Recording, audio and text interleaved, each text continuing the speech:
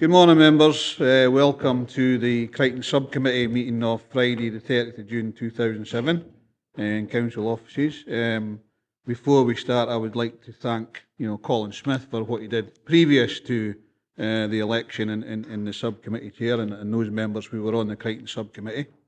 I'd also like to welcome Vice Chair of the Crichton Trust, Alistair Marshall, and Trust Chief Executive Alec Haswell to the meeting, who I'm sure is no stranger to this hall. But I'm sure we'll see more of him in his new role.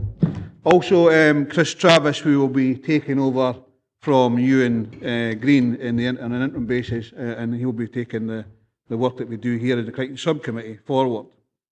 Can I ask Claire to give the Sederunt an apologies, please? Thank you, Chairman. We have 8 members present this morning. Apologies from Councillor Davison, Lever and Maitland. We have substitutes Councillor Ferguson and Howie here.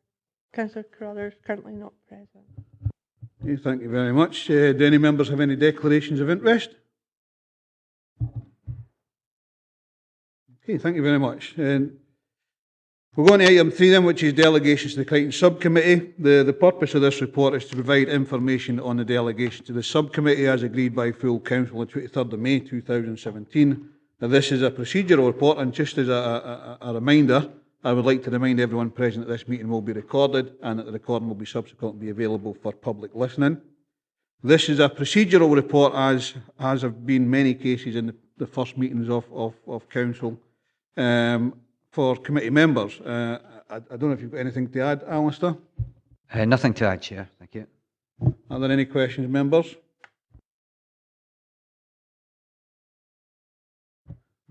Okay, we'll now move to the recommendations. The members are asked to note the remit of the Crichton Subcommittee as detailed in paragraph 3.2. We're happy with the recommendations? Thank you very much. Move on to item 4 then, the Crichton Estate Governance Arrangements report by Director of Economy, Environment and Infrastructure. And the purpose of this report is to provide members with an overview of the governance arrangements in place for the Crichton Estate. The Crichton Estate is owned by Dumfries and Galloway Council and is leased on a long-term basis to the Crichton Trust. This subcommittee was established to take lead role for the Council in relation to the Crichton. This was crucial in ensuring that members had a clear oversight and strategic direction of Crichton-related activities to ensure that economic and social outcomes arising from the Crichton are maximised. The subcommittee meets to consider strategic issues affecting the Trust and to consider its overall performance. And the Director, the Trust Chief Executive and the Trust Vice Chair will take any questions on the report. So members, over to you about the report. Anything to ask? John? Thank you, Chair. I'm just looking at the considerations. It says the current lease runs until June 21-29. And if you go to page 7, it looks as if they want to extend the trust tenancy to 2170. I just want to know what the reason for that is, as I don't think any of us will be around then. Thank you. Well, you never know with the modern technology nowadays. We might be in metal parts, but is there any reason for that, Alan? I think there's an error somewhere, sir. Okay, so that would be 21-27. The trust lease runs for 140 years with effect from last year. So a mathematician could work it out. Okay, well, we'll make sure that that's amended as appropriate. Okay, any other questions?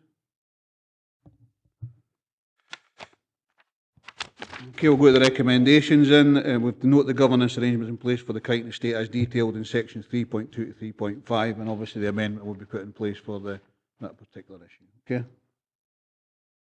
Yes, Andrew?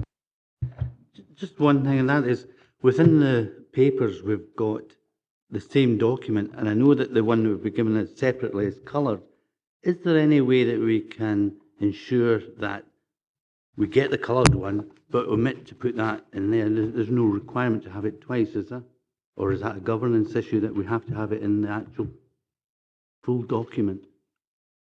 Clear? I can certainly take that back. can't provide an answer, but I can take that back. I think the reports that we are given, we need the fullest information. It may be that some people don't have the colour thing. These were just handed out this morning, of course, from Tracy. Yeah. All right. Yeah. Well, yeah. Paper. Thank you. We'll go on to item number 5 in the Crichton Trust Annual Accounts, the report by the Director of Economy, Environment and Infrastructure. This report provides members with oversight of the 2015-16 annual accounts for the Crichton Trust and its subsidiary, the Crichton Development Company, CDC. The accounts are presented in detail in appendices 1 and 2. The report provides members with an opportunity to raise any matters which is felt require further clarification or detail. And again, the Director, the Trust Chief Exec and the Trust Vice Chair will take any questions on the report. Have you got anything to add? Sorry, Chair, I have nothing to add. Thank you very much. Alex, have you got anything to add? Members, any questions? Yeah, given that this is my sort of background and I can get a bit sad about it, I do tend to pore over figures somewhat, and I will keep this really brief and not go into too much detail, but just looking at the accounts, first of all, I'm actually slightly concerned that it's taken from the end of March until we've seen them. I mean, that seems like quite a long time to me. The next thing is, on the commercial trading activities, we seem to have a turnover of £839,501. Associated with that, staff costs of £584,764, which is 69%. Now, I'm assuming that maybe that this is wrong, but I'm assuming that this is basically relating to functions and that sort of thing. You've got bar, restaurant and function costs of 38% turnover. So really, we're looking at quite a chunky loss. And I wonder, and looking at your plans for going forward, you seem to be planning to increase the number of events. But if you're losing money on each event, the more you do, probably the more you'll lose. So I would just like a wee bit of clarity on what's happening with that. Alex? Thank you, sir. First of all, the accounts are for the year ended the 31st of March 2016. The audit was done last year in July, August. It was reported to a subcommittee of the Trust in September, and the Trust Board didn't meet until December. The intention had been to bring it to the Council earlier on this year, but a small matter of a local government election kind of got in the way, sir. This is the first opportunity that we've had to present these accounts.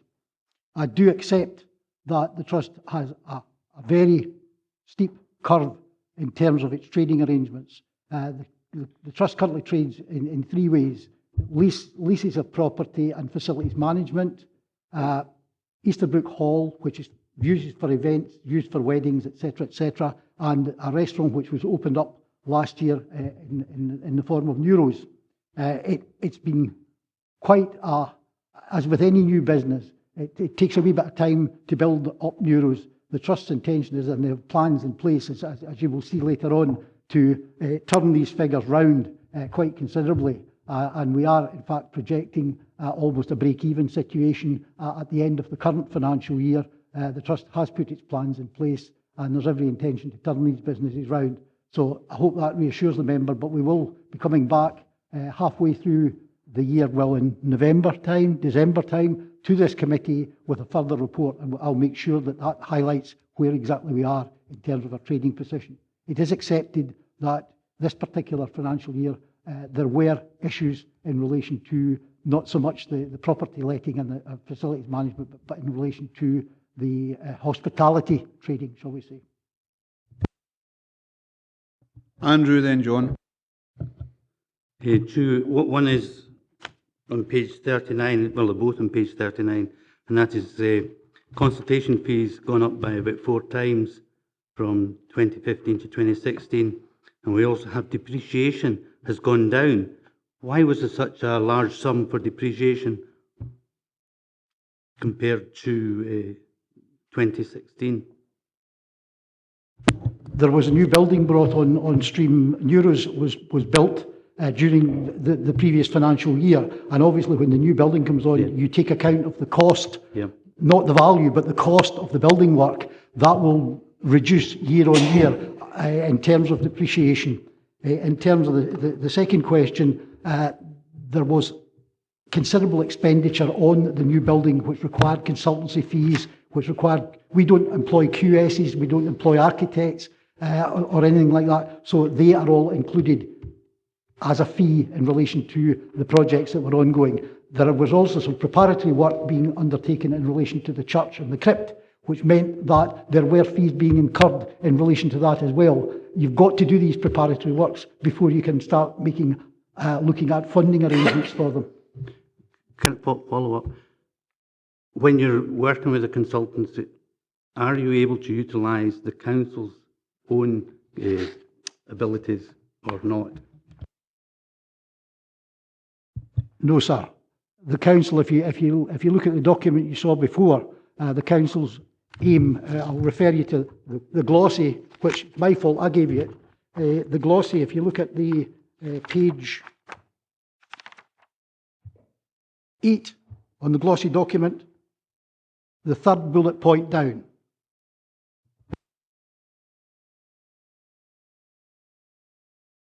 I appreciate it has to be independent, I accept that, but that nevertheless, I don't think it would prohibit you from utilising the abilities within the council. Can I just come in there, Andrew? Because I think Yes. one of the things that Andrew's mentioned is Enterprise and D&G are looking for business in Dumfries and Galloway, and there's potential there. Now, if Alec has some work that he wants done, Enterprise and D&G can apply for that work through the tendering process. I don't think you just go straight to the council isn't an option. I think through the tendering process that will have to happen as an independent organisation. But there is opportunities here. I think if Alec and his team wish to work with Enterprise and D&G, then that's an opportunity. One, you want to come in? I've got 4 or 5 points. You want me to take one at a time? Right. The first one is on page 69, the gift aid repayment of £557,500. There was nil, I noted, in 2015. How did that arise? Why was the gift aid paid to the trust from the Crichton Development Company and then had to be paid back? Historically, the trust was paid gift aid each year by the Crichton Development Company in terms of the legislation at the time. My understanding is that the tax regime changed, as a consequence of which it was discovered that the trust, the CDC had been paying gift aid erroneously. That matter was rectified with proper professional advice, and the gift aid that was paid back to CDC, it was thereafter expended on the Neuros project.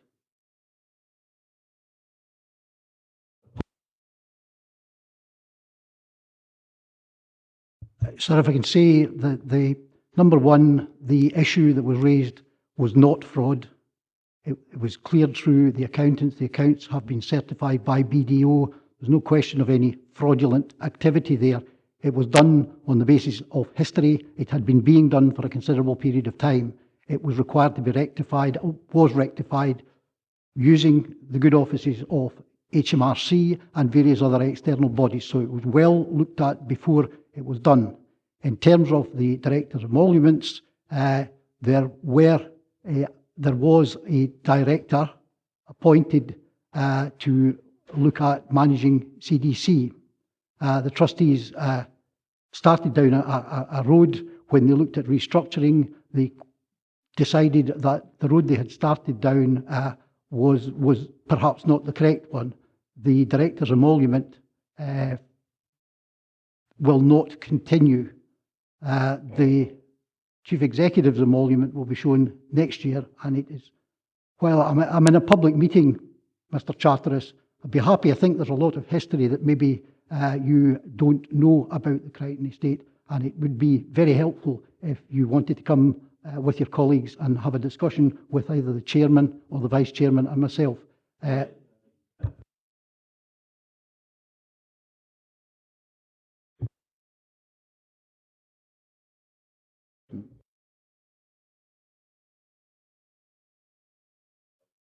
If I ask the Vice Chair if he wants to comment on that. I would just like to say that we recognise that this is not sustainable, and we have taken action by bringing the CDC within the Crichton Trust, and the person that we're talking about is no longer employed by the Crichton Trust. You have some other points?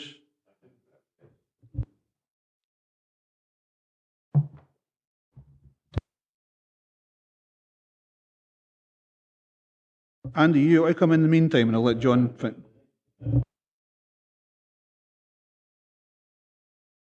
Well, we'll call it a charade rather as a charade, and ask Alec to. The Ladyfield project was not a project of the Crichton Trust. The Ladyfield project was a project of the council. The reason it's shown on the plan.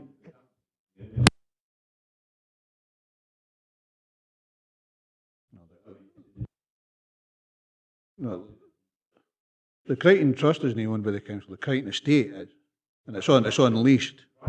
Yeah. I would repeat, sir, the charrette and all the work round the charrette, I would have to refer to my council colleagues because it was undertaken by Dumfries and Galloway Council. The Crichton Trust were a participant, a consultee.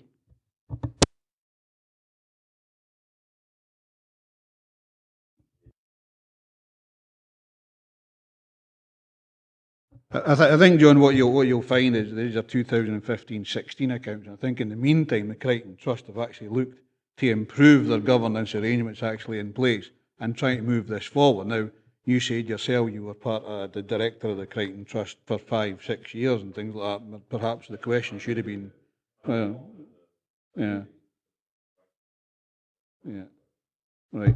Well, I think these are 2015-16, and I'm sure that the arrangements have been put in place, and I know that you know the Alec has been in there to try and move the governance forward and the scrutiny forward, and I think the use of this subcommittee for that scrutiny and the governance and all that is absolutely right. Yeah, absolutely. I'm just yeah.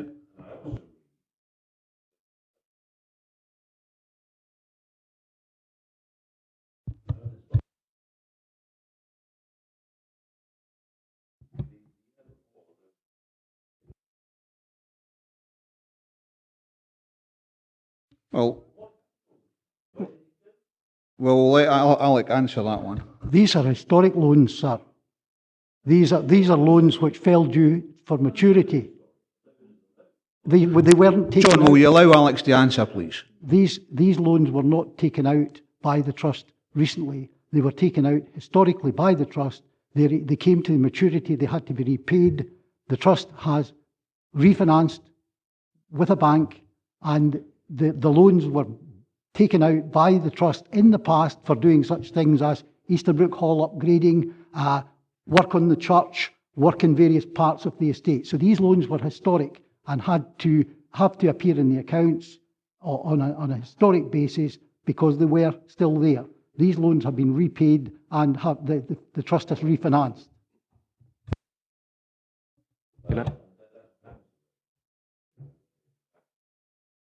Well, they are paid back. That's what you're saying. Well, they are paid back. Have you got another point, John? Move it. Right. Well, there are. Yeah, I can understand, but there are members wishing to come in for questions as well, and it's not the John Charteris subcommittee. It's the Crichton Trust subcommittee. I want other members to have the opportunity to ask questions. I've got other members who are wish to ask questions as well. Now, you've asked 5 questions there. You said you had 5 or 6. Have you got another one? Right. Well, so it's. And the trust have put steps in place to try and improve that since 2015-16. Now, you got to believe that, or you didn't. You know, that's it. Andy, do you want to come in? Sorry, Alistair. Sorry. Just to reassure that the trust certainly has undertaken a review of the governance. I'm chairman of the Corporate Governance Committee, which has been set up, and we have gone through good governance, delegations, the whole suite of governance requirements which are now in place. Can I just ask a question on that then? Because obviously new governance arrangements will require new auditing arrangements, new scrutiny arrangements. Prior to coming to the subcommittee, is there any sort of external audits that you go through and things like that? These accounts were fully audited by BDO, sir, and BDO are in the process next week of starting the audit of the next year's annual accounts. Thank you. Andy? Thanks very much for letting me in, Chair. I'm referring to page 60, the Statement of Comprehensive Income for the year ending the 31st of March 2016. Now, I picked up from this that the admin expenses from 2015 to 2016 jumped 450k or thereabout. And also, if it hadn't been for the gift aid repaid, the operating side of that would have been deficit. So, can we be assured that the work you're currently undertaking is to address those issues? Because I totally respect that you two guys have inherited this situation. So is that what you're saying? Is the work you put in place just now is to actually to right that situation? And if that is the case, then it should be commended for that. It's all very well shouting about what happened 10 years ago or 5 years ago when things mature. Right? We need to deal with the future here and how we're going to take this forward. And that, for me, is the big thing.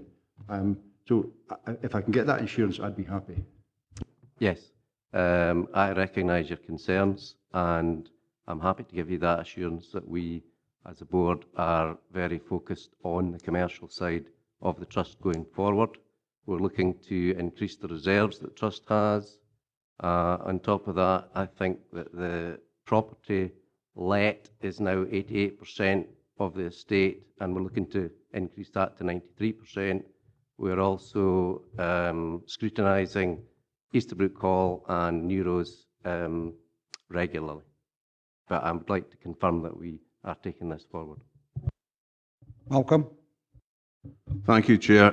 Given the perilous state of a lot of these figures, would it be possible for us to have these audited accounts or even some pre-audited accounts in a more timely manner so that we can verify for ourselves? Even perhaps, I presume we have management accounts.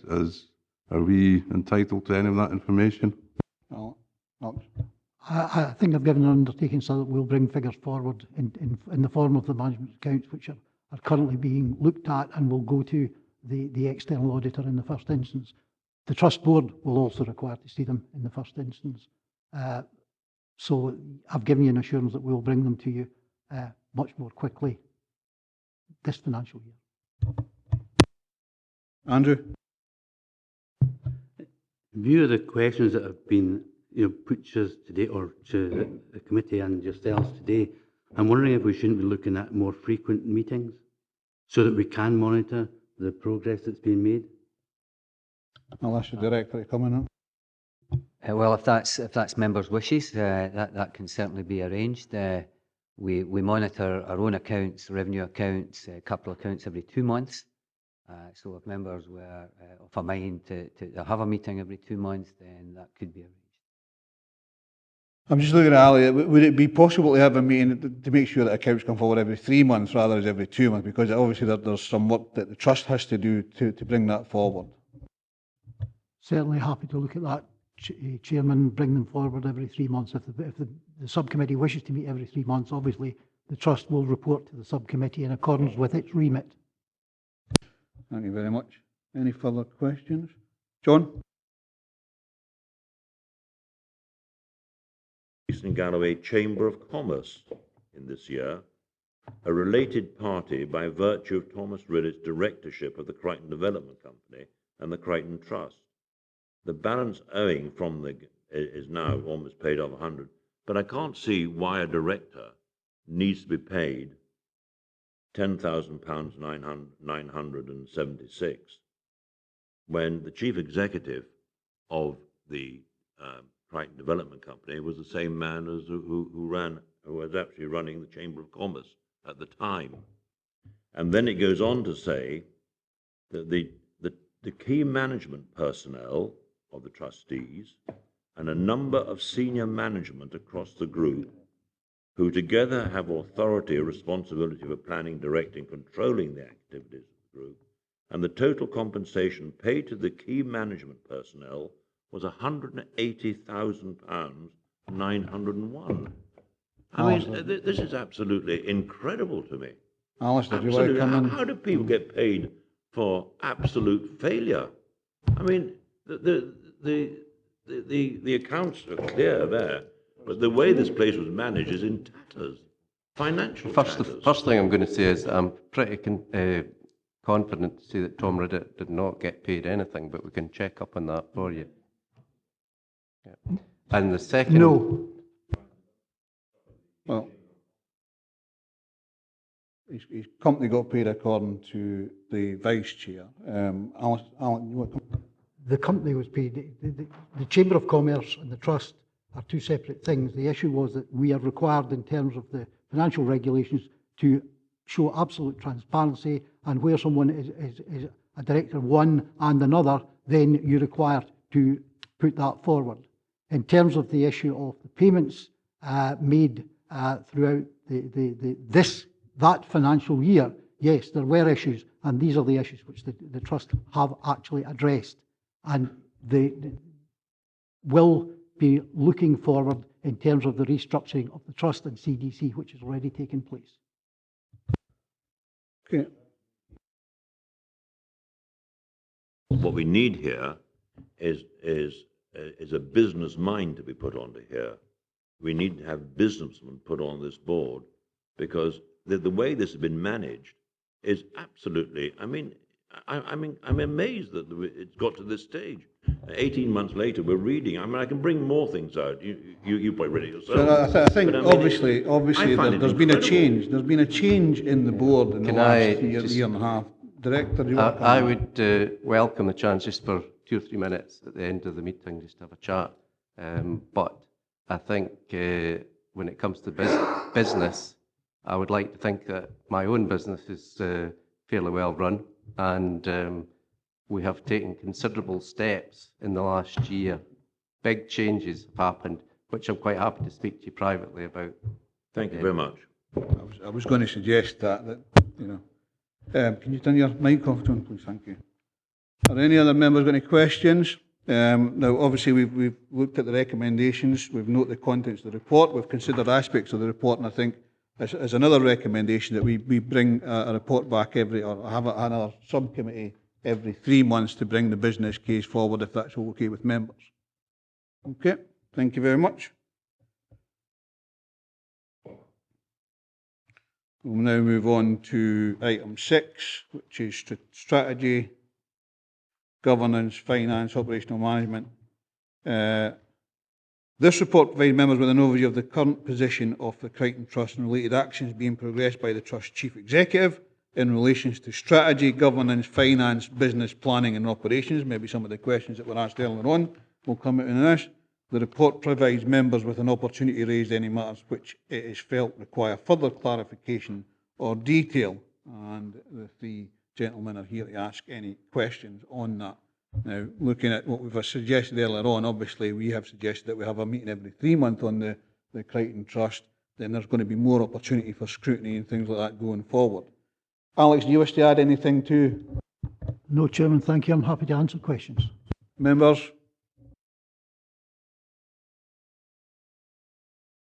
John? Thank you, Chair. I'm just looking at the appendix on page 85 here, and I see there's a number of things for the business planning, repairs and upgrading of the Crichton Memorial Church. Now, you've already said that you'd spent money in the financial year of 15-16. I'm just wondering why you're intending to spend more money. And on top of that, there's the upgrading of the Easterbrook Hall. And when I go back to page 22, there's a paragraph in there that during the accounts of 15-16 has been rewarded, but a challenging year for the Trust. The major investment project on the south wing of Easterbrook Hall was completed in November at a cost of nearly £1 million, 911,400. The council had actually paid the bulk of that, 550,000, and the balance was funded again by part of the gift aid from the Crichton Trust of 361,000. Now, again, we're spending money here, and you've got it on your business planning on the appendix on page 85 that you're going to be spending more money on upgrading Easterbrook Hall. Alec? Can I, if I miss anything, sir, please come back to me. In terms of the Crichton Church, the Crichton Memorial Church will be celebrating its 123rd or 4th anniversary very soon. It required considerable work done on the fabric of the building. There was a lot of work done in terms of ensuring that the structure of the building was absolutely sound. There is still some work to do. It was done in phases. The trustees agreed that they would do it in 3 phases. Phases 1 and 2 have been completed. There is still work required on the fabric of the building because the trust got to maintain the building, and the council agreed at a meeting a year ago that the next work on the building would include work on the crypt and the undercroft of the church. That's the proposal that's going forward now. It's phase 3 of the structural repairs or the fabric repairs and maintenance, plus a project which will incorporate the crypt and the undercroft of the church. So it has been done in 3 phases, sir. It's quite a long, daunting task. The scaffolding was up, I remember the scaffolding was up for nearly 13 months or something like that. So that there has been work done, which has had to be paid for, and there's work ongoing. The point I made earlier on about some expenditure on the church and the crypt last financial year related to the fact that the financial year before, sorry, the fact that we require to get the use of QCs, architects and people to draw plans and produce a project which we can then go ahead and undertake. That's the project that is now going ahead. In terms of the Easterbrook Hall, sir, Easterbrook Hall is a fairly large building. There was part of the Easterbrook Hall which had never been used. It contained showers, it contained the hydrotherapy pool, etc., etc. And what the trustees did was to build a restaurant in there, bring the hydrotherapy pool up to a fit-for-purpose state, and it is now a very successful spa pool. So that was the money that was spent on Easterbrook Hall. It was in actual fact on euros. The Easterbrook Hall itself was upgraded in about 2008. It is used on a very regular basis for weddings, for other functions, for conferences, and for Easterbrook Live. And the view of the trustees is that it maybe needs a bit of refreshment. It maybe needs some work done on it to bring it up to standards. I can tell you that carpeting the Easterbrook Hall and the ancillary rooms round it is quite a large sum of money. We're looking at getting quotes for that just now, but we have estimated that it would probably cost somewhere between £40,000 and £50,000 to replace the carpets as is. So there is work ongoing. The plan which you're about to look at under the next item of business does not really back the way, but there have been tranches of work undertaken on the estate over a period of time. John, you want to come back? Yeah, thank you. My concern is that the last time we spent money, it was nearly £1 million. That's the biggest concern. Yeah, £40,000 seems a lot of money, but if the carpets and that need to be replaced, so be it. The other thing I was going to pick up on was the provisions of incubator hubs on the estate. What does that mean? Thank you, sir. We're looking in conjunction with a number of partners on the estate, including the council, the Crichton CCLG, which the acronym's got me, but I forgot. My mind's gone for the name. I'll come back to you on that one. Crichton Campus Leadership Group, the academic institutions. We're looking to provide basically office accommodation and backup for office accommodation for new start businesses, which would have the ability, perhaps at the end of the day, to utilise a lot of the academic experience which is on the estate, and that would enable us to build small business which is absolutely in line with the council's strategy for taking regeneration forward and their economic strategy. So we are cooperating on that basis. We have buildings there, and we think there's an options appraisal ongoing. We think that the Crichton would be a logical place to put up such incubator units. Most of the universities actually try and start up businesses with students. So, you know, it's an encouragement for young guys, young people to get involved in their own business. Some of them don't obviously come to fruition and survive, but, you know, it gives them a chance to get started and see how a business actually operates. Andrew, do you want to come in? Thank you, Chair. It's with regard to the leasing, or the leases. University of the West of Scotland, it's, you're still in negotiation on a 5-year lease when all others are on 15 or 25-year leases. Now, is this to do with, there was talks taking place about a new build?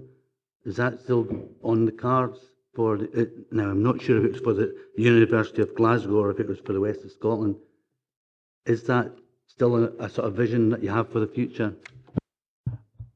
We are in discussions with UWS. UWS are currently reviewing their entire university estate. That's not just on the Crichton site, that's in Paisley, Hamilton, and indeed London. They have a campus in London. So they're reviewing as an organisation. And what we've said to them is, rather than commit you to a long-term lease, we're happy or we're prepared to negotiate a 5-year lease with you so that allows them, they think it's going to take them about a couple of years to do their options appraisal. Once they've done their options appraisal, they will then have a strategic plan for their entire estate.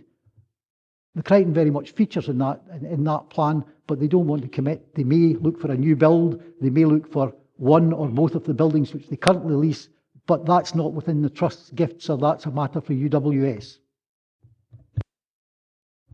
I think what might be useful, and it comes to the next report as well, is if the members of the subcommittee actually take a visit to the site, and I believe that the last committee did, Alex, and then we went round the site just to get a mind's eye view of the whole site and what some of the issues actually are. Very happy to organise that for members, sir. Yeah. Any other members? Andy? Thanks very much. I'm just looking again at 3.5.5, Alec, on page 85. And one of my questions was about the University of West of Scotland, but that's been explained. Thank you. The other one was, I know that there were some discussions taking place with the University of Edinburgh and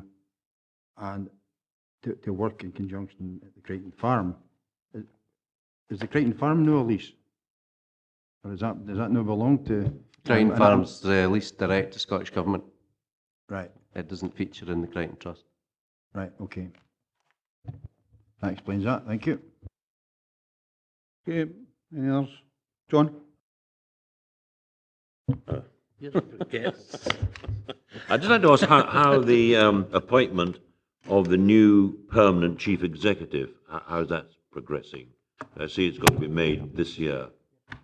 We're currently formed a committee with the chair, myself, and another 2 of the trustees.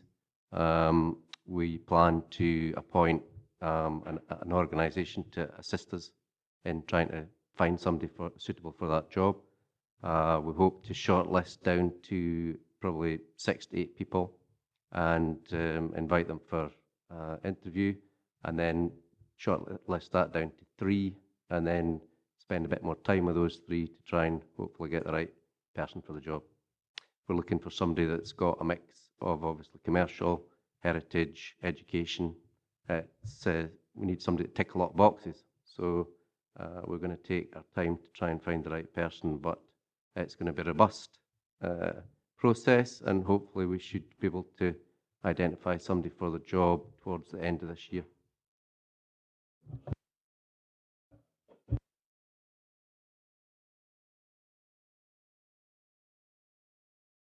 Malcolm, did you want to come on? It's actually just maybe a wee observation about the cost of the biomass boiler. It's one of these things. A biomass boiler always sounds like a wonderful idea, and people think it ticks a load of green boxes. But in my experience of people who have installed these things, even ones of this sort of size, the Adam? No, I think that's the one we're on, isn't it? Still on 6.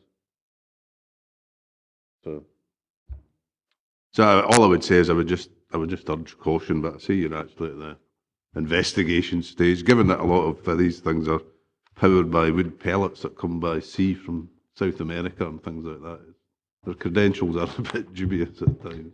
A lot of them are also powered by wood chip, which you can get from local sawmills. I mean, I actually have a biomass boiler on my farm, and it is probably one of the best investments we've ever made.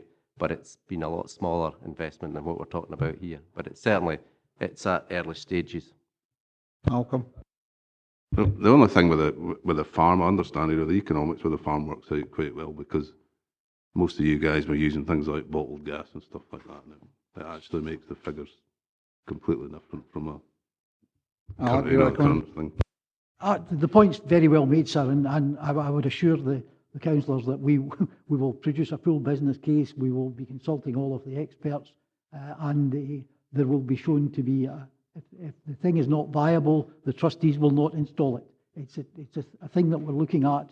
It would help not only the trust, but it would help a lot of the tenants on the estate as well, if it proves to be viable. So we are looking at that at the moment, that the viability will be one of the primary issues addressed. Director wants to come in. I think from what I gather from members' concerns about some of these papers, that there is no doubt we're looking back, and I think really we need to look forward to the future. There is no doubt that Alex Haswell and the new board have done an awful lot of work to improve the situation, and I think that has to be acknowledged. We've discussed with members orientation and briefings for the future, and I think this is an area where we need orientation and briefing, and I think we should set up with Alec and the trustees very soon a get-together so you can all get to understand more what's been done. Okay, we've looked back to 15-16, but I think there's an awful lot of positive work being done on the way forward, and to give you a reassurance of that, I think we'll organise that sooner rather than later. Okay, thank you, Director. Andy? Thanks very much. I was actually saying kind of what I was going to say, because the beauty about history is you learn from it, or you should anyway. I think we need to move forward a wee bit here. Just, I'm obviously happy with the biomass thing. But the other question is, what other green energy do we have in the Crichton? Do we have solar energy, for example? No, sir, but that's an issue that we'll take forward. We do not have, I'm not aware of any solar energy on the Crichton. I'm not suggesting wind farms, mind you, Alec. Okay, members, John? Can you put your microphone on, John? I see the water supply is mentioned in here. As I remember, the water supply didn't only supply the Crichton estate and the NHS. It also supplies a whole lot of raft of houses, private houses, all round the estate. How are you going to get round that? Is Scottish Water going to come in on this in any way? Because I would be reluctant for the estate to be supplying private housing for which we have no responsibility. Well, There's a fair history to the water supply, and I'm quite sure that Councillor Chartis will have some background in it. The water supply is a private supply from an artesian well. It's currently owned and operated by NHS Dumfries and Galloway. NHS Dumfries and Galloway, when they sold the estate to the council in 1995, kept the water supply, because at that time the water supply was servicing a laundry owned by NHS Dumfries, or the then Health Board, owned by the then Health Board, and they required the water supply, so they wanted to maintain control of it. There was also a bottled water plant operated for a short period of time from the same supply. NHS Dumfries and Galloway now take no water whatsoever from the existing water supply and infrastructure. I think it services 2 very small fire hydrants adjacent to Crichton Hall, but that's it. The water supply does serve the entire estate, plus the farm, plus, as you say, I think it's about 14 or 15 private properties. NHS are operating that at the moment.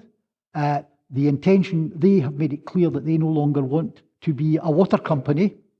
The suggestion is that the water supply is transferred to D&G Council, and the trust assume responsibility for its operation, and obviously there would be billing issues and there would be everything like that. This is at very early stages, sir. I can't go into any more detail because I don't have it, but we are currently in discussion with colleagues on NHS and on the council, and I'm quite sure that the council will be doing a very full appraisal of what their options are, and that will come back to the members of the council in the first instance. What the trust's interest is that they require to maintain the water supply. There were discussions in the dim and distant past with Scottish Water. There have been a number of options looked at by Dumfries and Galloway Health Board as to how best to supply the estate, ranging from bringing Scottish Water in and bringing the water supply all the way up to the Crichton, or right through to boring a new artesian well. So there are a number of options being looked at, and it will be for the council and NHS in the first instance to determine how they wish to take it forward. The trust have said that in the event that the council do take it over and it's found viable to take over, then in the end of the day the trust would be prepared to operate it for the council, because I'm quite sure the council can say we're not a water company either. Andrew? If I'm not mistaken, some of the history of that is that NHS spent a lot of money on that water system not so long ago. I remember Jeff Ace being in here and telling us that. I also understand that it's a possible liability for the future in its present state, even though it's had that money spent. We will obviously undertake a full survey of the supply system, and I'm quite sure that the council's officers will not ask them to take over something which is a liability, sir. Okay, members, can we go to the recommendations then? Recommendation 2.1 is to note the contents of the report in the appendix, and 2.2, consider any aspects of the report to be referred to the Crichton Trust for further clarification. And I think the third one was to actually have a visit to the site and go around and raise some of these issues and make sure that Alex and that are available for us to ask any questions. Okay? Thank you very much. Move on to item 7, which is the Crichton Trust Business Plan 2017-2020. And the report seeks approval of the Crichton Trust Business Plan 2017-2020. The business plan sets out the strategic aims and objectives of the Trust for that period. Appendix 1 is the Crichton Trust Business Plan 2017-2020, which sets out a programme of work that will develop and sustain a developed Crichton estate. Appendix 2 is a list of priority projects which the Trust has identified following a robust review by the current Board of Outstanding Projects from the 2015-2016 plan, and proposed new projects taking account of the needs of the estates. Again, the Director, the Trust Chief Executive and Vice Chair will take any questions on the report. I think this one here is actually looking forward now to some of the projects. I think if those projects can be embraced by the site visit, Alex, to have a look at that and see what you actually mean by that, because it's better than looking at these things rather than hearing about them. Any questions, members?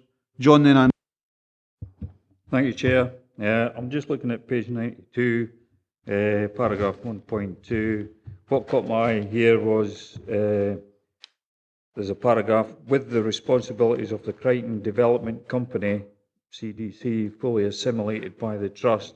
That kind of got me going back to page 17 of the report, and it says that the Trust is in course of winding up the Crichton Development Company, now assimilate and winding up. I'd like a little bit of clarification, please. Alex? There were previously two organisations involved on the Crichton estate, the Crichton Trust and Crichton Development Company. I'm going to go back into real history here, sir. In 1995, when the council acquired the Crichton estate, they intended to establish a trust to run the estate. At law, it takes a lot longer to set up a trust than it does to establish a company. So in the first instance, by dint of timing, they established the Crichton Development Company, which was a company which was running the estate. The trust was then established, and there was a working relationship between the trust and CDC. At the end of 2013, 2012, 2013, the council engaged a company called Bigger Economics who produced a report on how the Crichton Estate should be run for the future. The council looked at that and determined that they required to undertake a number of governance changes in relation to not only their relationship with the trust, but the trust's internal relationships. The trustees considered how best to take the thing forward and took the view that they should wind up. They owned CDC. They took the view that they should wind up CDC as a going concern, and that they would undertake all of the operational work on the estate in their own right. So the assimilation is the fact that all of the work which was previously undertaken by people employed by CDC is now being undertaken by the same people who have been to be transferred to the Crichton Trust. That's the use of the term assimilation. It relates to the actual operations.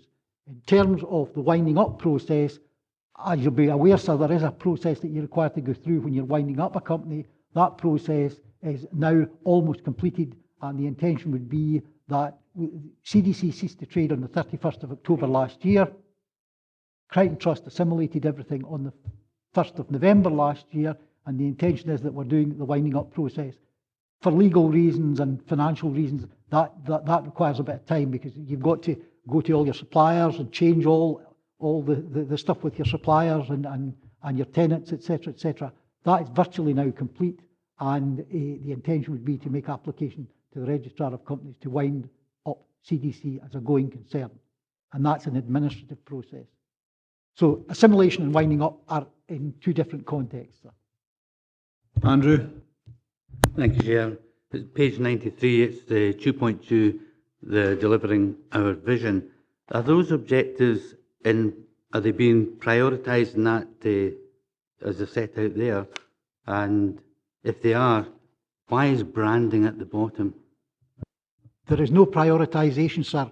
If I can ask members to look back at the strategic document which you've been issued with, you will see that the back 2 pages of the strategic document have these strategic strategic objectives in it. What the Trust felt that they had to do was to make sure that the business plan related to the strategic objectives. So that's the, I hate using the term, it used to be used in this hall quite often. That's the golden thread between the strategy and the business and the operations.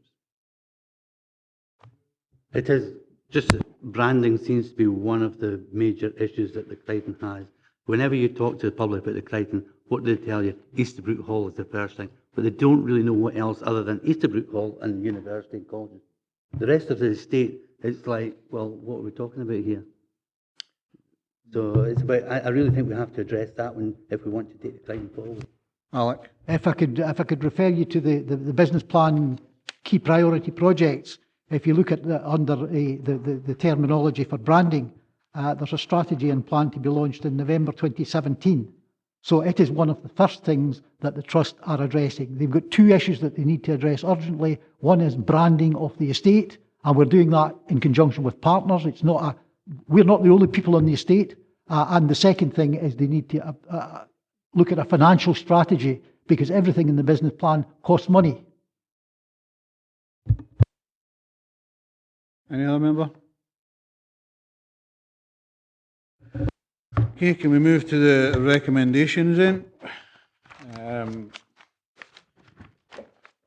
Which is members are asked to approve the Crichton Trust Business Plan 2017-20 as detailed in the appendices 1 and 2. Can we approve that? Thank you very much. I have no other business, and so we'd like to thank members for their attendance and positive contribution today. As I said before, I hope when we get the visit on the site, we'll get a better understanding, clearer understanding of the business plan. I'm pleased John's actually on, because he has a bit of history there, and I'm sure he'll be able to tell us about the history and maybe even give us an insight of what the future might look like as well. Can I just say one thing to make it clear? My comments are comments on the past, not on the present. Absolutely, John. I hope that is understood. Our job is to look at this, and this is from the past. And our job is to scrutinise that, and that's what I think we've done well today. But I hope you don't think that I'm making remarks about the current one, because clearly we are in a new era now. Thank you very much for that, John, and it's agreed that it was the past you were looking at there, and obviously with the new board we can hopefully see a much better improvement and better future for the Crichton grounds. Thank you. Thank you very much, ladies and gentlemen. That's the end of the meeting.